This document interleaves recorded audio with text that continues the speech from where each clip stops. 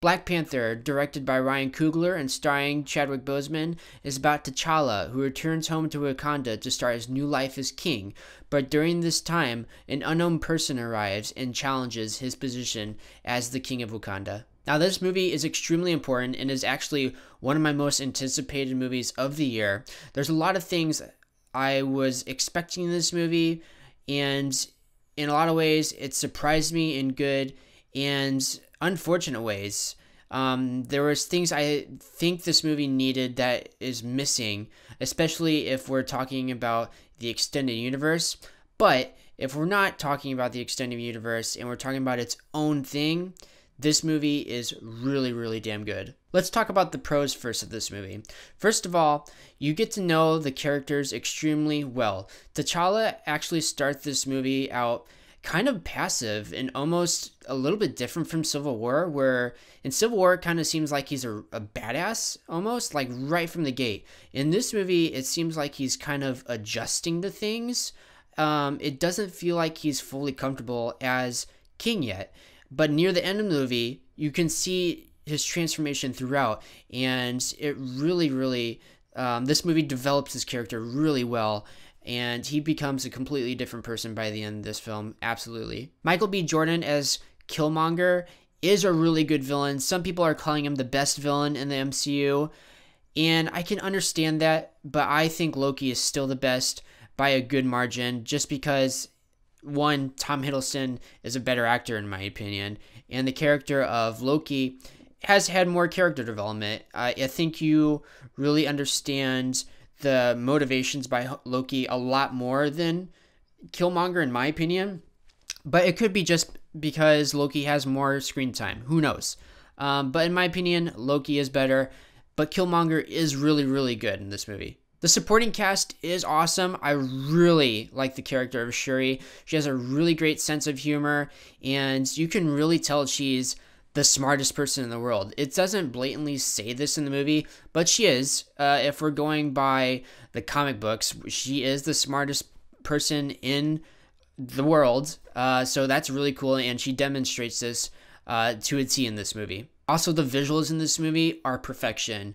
I actually saw this movie with my friend Charlie. We were supposed to see a 2D screening of it, but since it was sold out, we just went to the next 3D showing of it, and it actually paid off. The movie is spectacular, especially in 3D. The way it looks is so beautiful. It reminds me of something on the scale of like Avatar. It is masterfully done. Amazing. I think the cinematographer from Mudbound did this, and that movie looks fantastic as well. I believe it's a female cinematographer. I'm not 100% sure on that, but damn, this movie is amazing to look at. Okay, now we're going to get into spoilers here. So if you don't want to see this section, just fast forward, or just you can turn off the video from now, because I got most of my thoughts out of the way. I do think this movie is really fabulous, but I have problems with it. So let's get into my problems, and we're going to get into spoilers. So one of my big problems is that the Soul Stone is not in this movie at all. And I think this is a really big missed opportunity, because what if a person is not into Black Panther? How are you going to attract the people that are fans of the extended universe? Well, you incorporate something like the Soul Stone. We don't have any idea where it is at all. And most people, if you're following the MCU at all, expected it to be in this movie, and it's not. And huge missed opportunity. I think it should be in it, because you need to attract all the people. I mean, that's what Disney and Marvel want, right? They want people to come see this movie. I know Black Panther as a character has a really, really big fan base, but for all the people that aren't fans, you need to get those people in too, right? So you need to get the Spider-Man fans, you need to get the Iron Man fans, and you need to get those fans in.